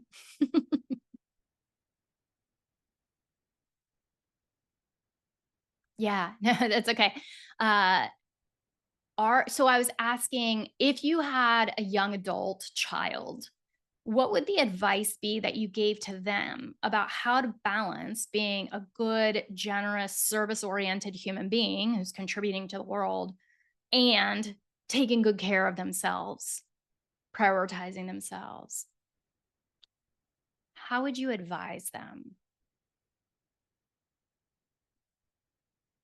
I'm curious if anybody ever gave you that advice. Mm. Anna says, Amber, I heard myself say regarding my fee to a client what you have said without any weirdness. I want to take care of you, but I also have to take care of myself. Yeah, I love that. It feels so compassionate and so transparent and honest. Yes. Are you going to have resentment? Oh, that's a good one. You can't pour from an empty cup. I used to use I use the oxygen mask on a plane analogy that if you take good care of yourself, you can do so much more from others from a grounded place. Yes. I literally today had to fight my instincts on this. I had somebody who wants to be in our mastermind. The fee for it's like 2,500, and she was like, "Could I do a payment plan?" And we intentionally did not put a payment plan in there for a variety of reasons that y'all aren't going to be interested in. But I wanted to say to her, like, I wanted her in so bad, and I wanted her to start at the start time. She's like, "I'm going to get the money, but might be a little bit." I wanted to say, and I typed it, listen, just come to the meeting on October 27th and like you can pay me later. I just really want you to be there. I'm like, wait a minute, Amber. What are you doing? What are you doing? You don't even know that it's her priority to be at that meeting. I'm just out there fixing problems. Nobody's even said that they have, right? So I erased it. I explained our rationale and she wrote back, oh yeah, I just paid for it. She paid for it while I was writing all that email, right? She was fine. Okay. What I'm feeling is not when I feel that I'm not honoring myself. Ooh, Misty. She says, I heard someone else say on a podcast, hold on, where'd it go? That they sat with their client's grief. What is it like for you that I'm not a needless person? Wow. Ooh. I might have to adapt that. That's good. That's good. Yeah. Ooh, that is. So let's look at what it's really about when we think that we can just keep giving, keep giving, keep giving. Here are some of the things that I hear a lot from our students. If I'm not always sacrificing, people won't like me. If I'm not always giving, what is my value to anybody? And these are deep seated, I'm afraid that I am going to reveal myself to be a selfish person deep down. I'm afraid others will think that I'm a insert whatever kind of person here. For many of us, the only way I survived growing up was by focusing on somebody else's needs. So it's reflexive. Yeah. Oh, Maddie, you and I might have the same DNA. I'm afraid that this means I'm selfish and everyone else will think I'm a fraud. Yes. I'm special. Now, I will admit that I had this one. I'm special. I won't burn out. I really felt like I loved what I did so much that I wasn't going to get burned out. I loved it. That wasn't true. It took 30 years, but it happened. So let's summarize back this idea that people can't afford my rate in my area. What are we going to do? We're going to check that fact against the data. And then if it's true, we're going to market to another area where they can. I will tell you how. It's my value to be accessible. I think that we're pretty clear now that the more we make, the more we can give. I am used to insurance referrals. So like I listed myself on a directory and I put on my website and nobody's calling. That's okay. That's because marketing for private pay clients is vastly different than marketing for insurance clients. So, insurance clients, your marketing is basically handled by being credentialed. Most people, when they're looking for a therapist and they want to use insurance, they go to the insurance website, they see if you're listed there, they Google stalk you a little, and then that's it, done deal. That's not how it works when you're trying to market to somebody for a soul level therapist. Okay. I hate social media. That's great because we do not want to waste our time on social media. Y'all are watching influencers who make their money by getting in front of a huge number of people so that sponsors, people wanting to market a product will pay them big bucks to talk about said product. That's not what we have to do as therapists. It's a totally, totally different thing. In fact, I will talk to you about if you're going to have social media at all, it's not to get clients. It is just to legitimize yourself to Google and anybody who Google stalks you that you exist. So it's literally creating the Facebook business page, putting up maybe 30 posts and leaving it the hell alone. That's it. I give you those posts inside the marketing intensive. Everyone wants to use insurance. I mean, sure, if I can get a perfect fit therapist and pay a $20 copay, great, which is why we can't accept every insurance. I'm not good enough to charge that rate. We know that if you've ever been in flow, you just attract your flow people. My colleagues will judge me. The answer is yes. Some of your colleagues will judge you. They are not paying your retirement. So that's okay. It's okay. I couldn't afford my own rate. We talked about that in day one. That's yes, unless you're charging that rate, you are not going to be able to afford that rate. When you can afford that rate, you should pay that rate forward. So filling your tank is going to allow you to give more longer. Now, let's look at this backwards, and we're going to do this kind of quick. I want you to think back on a time when you were being your best dang self, whether that be with family and you were really like holding the space and like being real good to your person, or your best self week. You were going to the gym, you were outside, you cleaned up a little bit in your house, you did the things that are of value to you. Think back, just like we thought back to like a session where we were in flow. I want you to think back to a time in life when you were in flow. Okay? A time when you felt like, dang, that was a good week. And I want you to tell me what the ingredients were for that recipe that created that bomb ass week. What was in the ingredients list? Put it in the chat. So for me, if I have my morning routine on point, I am likely to have a good day. If I do my morning pages, if I listen to an uplifting motivational podcast and not a crime podcast, if I make up my bed, it gets me moving and then I'm on to the next thing and then I'm moving and I'm going in my day. So what are the ingredients? At least one ingredient that would go into your crock pot of good day, good week, best self, super attuned to the people you love. Teddy says, when I stretch like a cat in bed before I bounce out. Yeah, I can show the last slide again.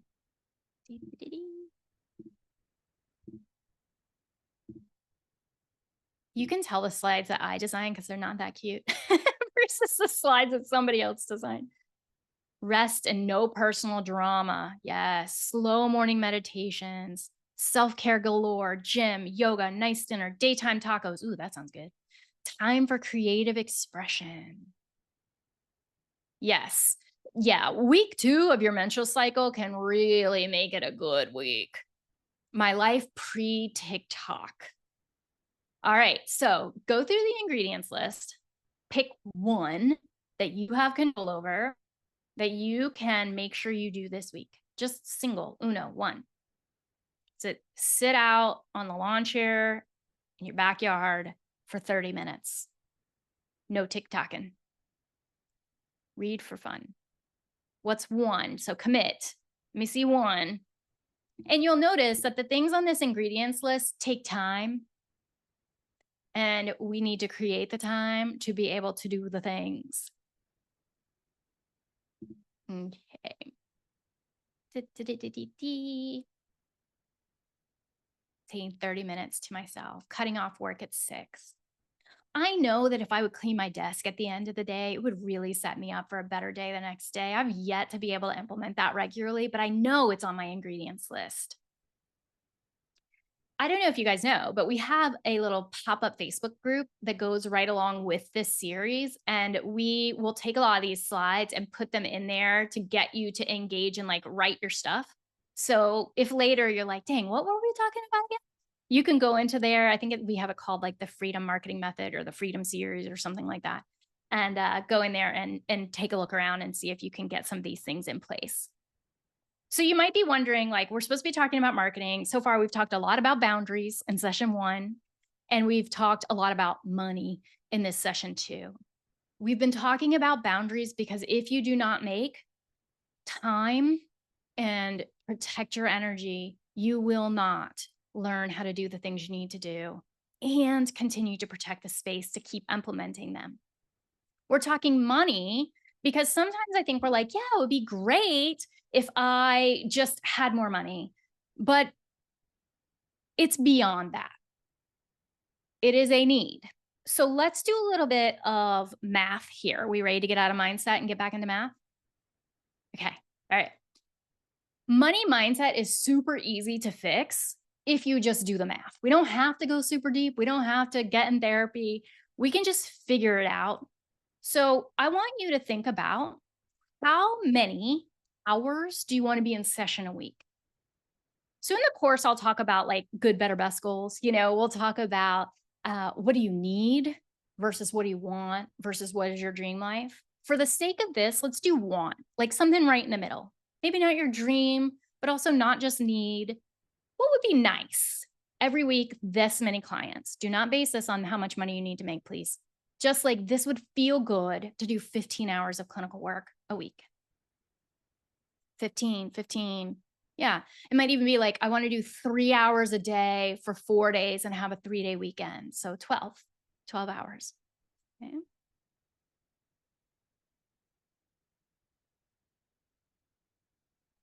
Okay.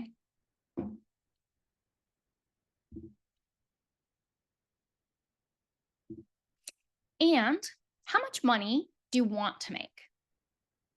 So this isn't dream. This isn't like multi-millions yet.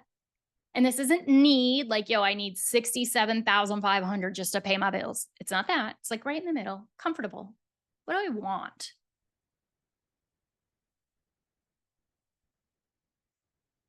$75K after taxes and business expenses, $500K, $150K, $120K, $80K, $120, $200, $250, $100, $125.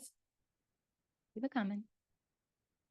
$150, $170, $80. Awesome. Good. All right. Let's do the math to make it happen. So get your paper out and your calculator. I want you to take your desired salary. So I just put an easy number because me and math aren't friends. Let's say 100 grand.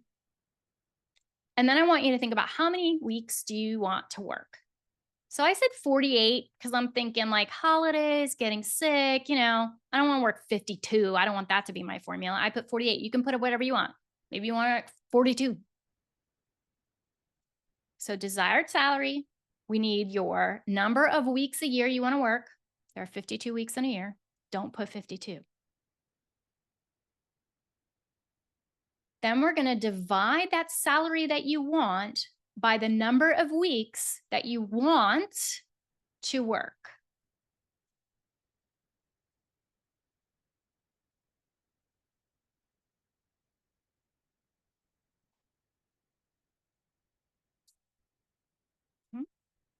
So that's going to give you how much you need to be making every week. So in this case, let's call that 2,100. Then we're going to divide how much you need to be making a week by the number of sessions you want to do every week. So most of you guys are around like 12 to 15. So divide that weekly amount that you need to make by the number of sessions you want to do a week. And then tell me your number in the chat. Because that's your session fee, baby. That's actually your average reimbursement that we want you to make. That's the number we want you to averagely be making per hour. Yes, I will absolutely go over it again, y'all, because math. All right, so desired salary. So I just put in a number here. Then we need the number of weeks you want to work in a year. So if you want to take 10 weeks off a year, then put 42 weeks. However many weeks you want to work. Then we're going to divide the salary you want by the weeks you want to work. How many? That's going to give us a number. That number is going to be how much you need to make every week. We're going to divide that number by the number of sessions you want to do a week. That's going to get you our session fee, the average rate we want to be reimbursed per hour. So let's see what you guys came up with. Oh, I love hearing this. I love hearing this. Anna says, I had to do it twice because it seemed too low, somewhere between 135 and 170. Yes. Yes. Haley says, I think I could aim for a higher desired salary. That's right. Oh, I'm so glad. I'm so glad. So you guys are already seeing the numbers might not be as big as you thought, right? And some of you are like, oh shit, that's a high number. But most of you are thinking, this number's not as big as I thought it was going to be. You just wait. We're about to do something so cool.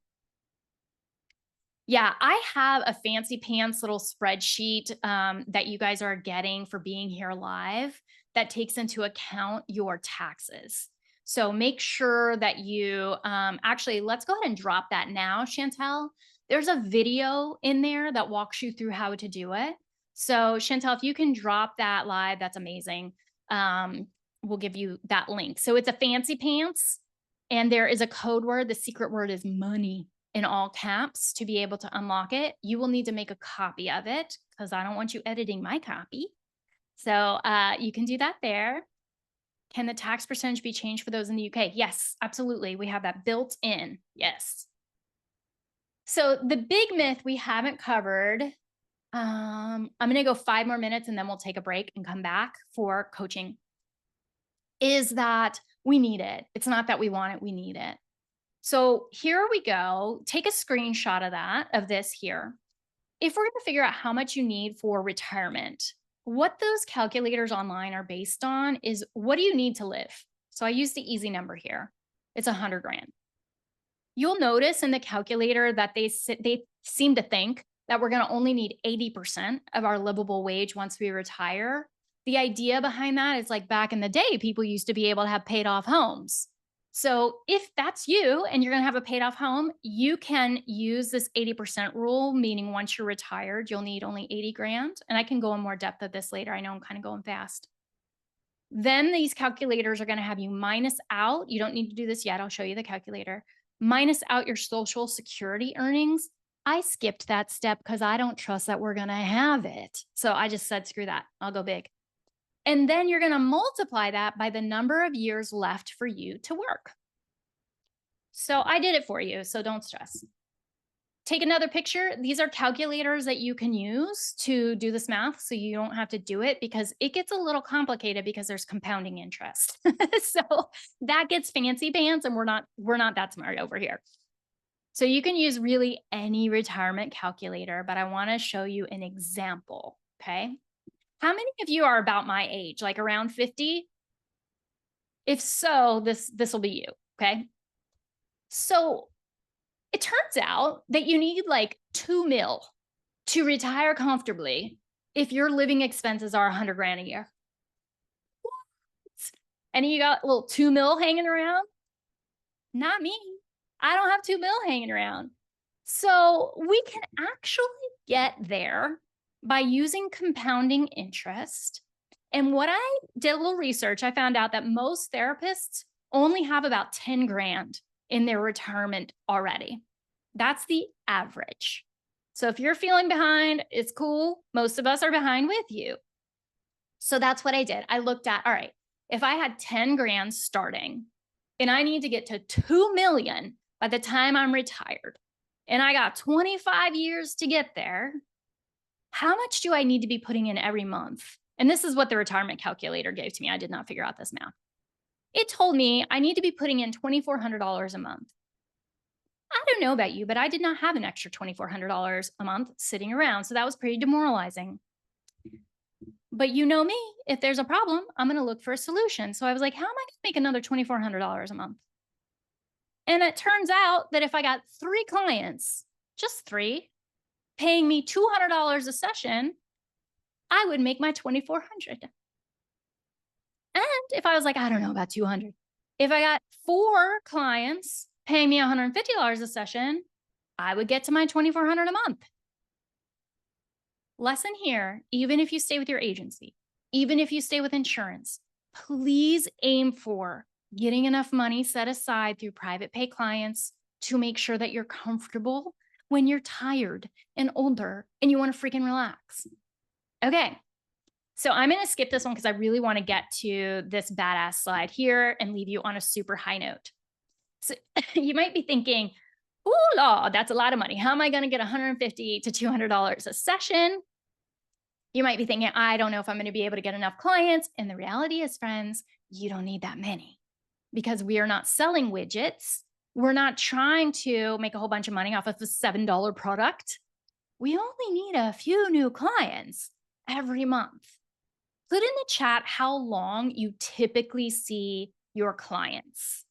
Like pretending insurance was a pain in the ass and you could just see them as long as they wanted to see you and you knew that it was good for them. How long are most of you seeing clients? Pop it in the chat. We're going to go like 2 to 3 minutes over. Some of those numbers kind of make you throw up, right? Okay, so 6 to 8 months, 6 months, 8 months. Okay. So here's the sad part. If you're doing solution focused work where you're only seeing people 2 to 3 sessions before they graduate or 5 sessions, it's hard. It's hard to get enough clients, private pay to keep that practice full because your churn rate is higher. You're graduating people quickly, which means you need to get more people in quickly. So for those of you who are doing longer term work, this helps in the marketing world because you need fewer new clients. So what I did was, this is another one you're going to want a screenshot of. I thought about how many sessions is the average therapist having with a client? And the research tells us that most clients make clinically significant change within about 15 sessions. So that's the number that I used. Most of my clients I see for 1 to 3 years. So my number would be different. So I want you to take, let me think here. Okay. I want you to take the number of sessions you usually see a client. So not the number of weeks, the number of sessions you normally see a client. So like for Carol, she's seeing them 4 to 5 years. So I would do, let's just go low, 4 times, let's say you work 48 weeks a month, a year. So that's 192 sessions would be how long you typically saw somebody. So I want you to take this where I have 15, put the number of sessions. Yeah, no, that's right. The number of sessions you typically see. Oh, son of a gun. I did that wrong. Reverse. I knew I shouldn't have put 15. Let's start again with a calm mind. Put down the number of sessions you want to do per week. You want to do per week. How many sessions do you want to do per week? Most of you are between like 12 and 15. Whew. Times that, times the number of weeks that you want to work. I put 48. We can go over this again in coaching. Number of sessions you want to do per week, times the number of weeks you want to work in a year. That gives you the total number of sessions that you're going to do in a year. Okay. So this means, in this case, that I'm going to do 720 sessions per year. But since each client stays for 15 sessions, I wish I hadn't used 15 twice here, we calculate the number of new clients per month based on that. So here's how it looks. If I'm doing 720 sessions per year total, I divide that number by the number of sessions each client typically has. So yours, if you see people for a year, might be 48 or 52. Your faces look like mine when I was doing this. Total number of sessions you do during the year divided by the length of treatment, the number of sessions you typically see a client for. So for those of you saying 6 months, 6 times. Yeah. Okay. In this case, this is going to get you your unique clients you need to have per year. So let me see what you're getting so far. I just want to check your math.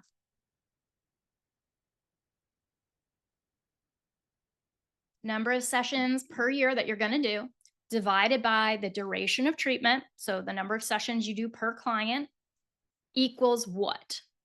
Maddie's way ahead of us. Oh, you guys are so ahead of us. Okay, so this gets you your number of new clients you need per year. Let's divide that so we know how many we need per month. So we got how many we need per year divided by, oh, Maddie, I love it, the number of months, so 12. So for me, I would need 4 new clients a month. How hard is that? That's not hard. I saw some of you, your rate's 140. You need 4 new clients a month. Do we think we can get that? Right. How many new clients do you need per month? And we can do this again together. So when we do all of this, we find that it's not about your worth. It is just about the math. We're skipping that nonsense. Okay, I want to know what feelings are coming up, and then we're going to take a potty break. Pop in the chat how you are feeling. Once we know how many new clients we need and at what rate, we're going to market our little butts off. I'm going to say 12 months. We're going to market our little butts off for 12 months, and then we're going to post. Because by that time, our practice is going to be over full. I shouldn't make that promise. We're going to market hard till our practice is over full. Then we're going to coast because our referrals are going to come from our current clients. Okay, I'll talk to you soon. Bye, friends.